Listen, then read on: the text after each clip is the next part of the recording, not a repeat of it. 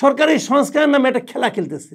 Doctor Yunus যদি এসে 16 মাস থাকে তত তার চেয়ে বেশি বেজ্জতি। 30 বছর হয়ে গেছে ভাই, ভোট কেমনি করে দেয় এটা তো বুঝলাম না। আপনার কি মনে হয় যে ধরে নিচ্ছে ডিসেম্বর থেকে জুন এর মধ্যেও কি আসলে নির্বাচনটা হবে বলে মনে হয়?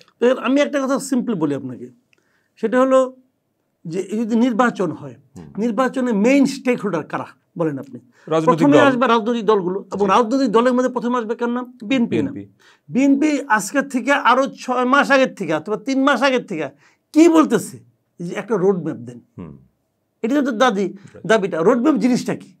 যে সুনির্দিষ্ট সময় বলেন, আপনি বলেন যে আপনি কবে থেকে কবে সেটা বলছেন তো ডিসেম্বর থেকে জুন। না, ওটা তো অনির্দিষ্ট, সুনির্দিষ্ট বলছেন আপনি। আচ্ছা, মানে হয় ডিসেম্বর না হয় জুন, আপনি যে কোনো একটা ডেট বলেন। আমি ডিসেম্বরে করব, সিম্পল বলে দেন। এইটার উত্তরও তিনি দিয়েছেন প্রধান উপদেষ্টা, যে যদি রাজনৈতিক দলগুলো কম সংস্কার চায় তাহলে ডিসেম্বর। আবার সেই সংস্কারের প্রসঙ্গ আসলো, কিন্তু সংস্কার জিনিসটাই তো মানি না। সংস্কার জিনিসটাই তো বিএনপি এখন মানে না। বিএনপি এখন সংস্কারের বিপক্ষে, সংস্কার আগেই মানে না বিএনপি যেদিন থেকে তারা সংস্কার বলছে ওই দিন থেকে বিএনপির 31 দফা নিয়ে তারা মাঠ পর্যায়ে পর্যন্ত যারা সেমিনার সভা করছে। বিএনপি কেন করছে? বিএনপি তো বলতে পারতো যে গভর্নমেন্ট একটা সংস্কার করতেছে, আমরা ওটা পাওয়ার পর আমাদের মাঠে নামি। তা কিন্তু নামে নাই। তারা প্যারালালি তাদের সংস্কার নিয়ে অগ্রসর হয়েছে। আমি এখন চ্যালেঞ্জ দিয়ে বলতে পারি, সরকারের সংস্কার প্রস্তাবগুলির চেয়ে বিএনপির সংস্কার প্রস্তাবগুলি এদেশের মানুষ বেশি জানে।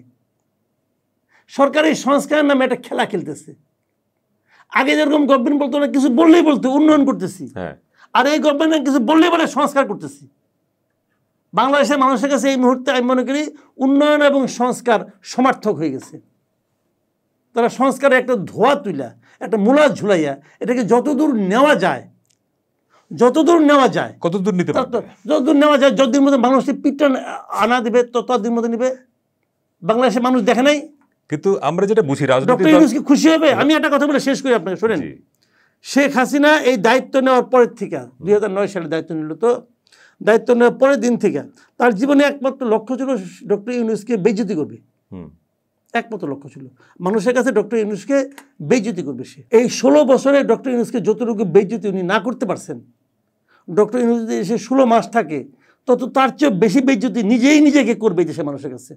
এটা বলে রাখলাম। কিন্তু নির্বাচন নিয়ে বিএনপি ছাড়া অন্য কোনো দল তো স্ট্রংলি কথা বলে না। ধরেন জামাত বা অন্যান্য দল যারা বড় দল, তারা তো এত বিএনপির মতো হার্ড লাইনে নাই, নির্বাচন নাই, থাকবে না তো। তাদের তো সরাসরি এখনই ক্ষমতায় যাওয়ার সম্ভাবনা নাই। আপনি তো আগেই বললেন নির্বাচন করে, পলিটিক্স করে, রাজনীতিবিদ হয়েছে। কেন হয়েছে? ক্ষমতায় যাওয়ার জন্য হয়েছে। বিএনপি হিসাব করে দেখতেছে আমার ক্ষমতায় যাওয়ার সম্ভাবনা বেশি, কাজে তারা বেশি করবে। আর অন্যদের সম্ভাবনা কম, তারা কম করবে। যার কম সে মনে করে কি, সে মনে করে ঠিক আছে এখন তো কম, হয়তো 2 মাস পরে, 4 মাস পরে, 1 বছর পরে তো আমারটা বাড়বে, তখন সে ওয়েট করতে চাইবে। তো যারা ওয়েট করতে চায় সবাই মিলে ওয়েট করুক। ওয়েট করার পরেও দেখা যাবে বিএনপির লোক বেশি।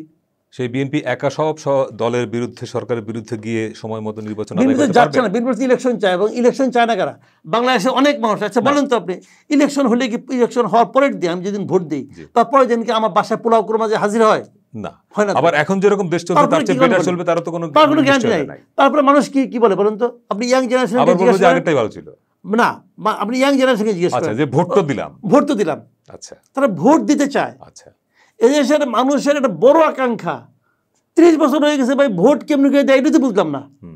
ভোট কেমনি করে দেয় সে জানে না। এখন ধরেন ওই যে প্রশ্নটা ওইটাই, যে বিএনপি নির্বাচনের ব্যাপারে খুবই সোচ্চার, কিন্তু এখন সে একা, এক অর্থে তার বাইরে যত দল আছে সরকার সবগুলোর বিরুদ্ধে দাঁড়িয়ে আদৌসের এই জায়গাটা অ্যাচিভ করতে পারবে যে হ্যাঁ ডিসেম্বর টু জুনের মধ্যে নির্বাচন করে ফেলবে? একটা হিসাব দিই, সেটা হলো বিএনপি বলেন, আওয়ামী লীগ বলেন, জাতীয় পার্টি বলেন, জামাত বলেন, যত দল আছে এই সব দলের কর্মী সমর্থক, এই তো কর্মী সমর্থক মিলে যে টোটাল আপনি যোগ করেন, তাও টোটাল পপুলেশনের 50%-এর বেশি হবে না।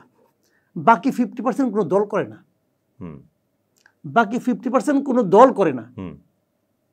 তারা কোনো রাজনীতির সঙ্গে সংশ্লিষ্ট না, ভোটের সময় ভোটটা দিয়ে আসে। ওই 50% লোক চায় ভোট দিতে।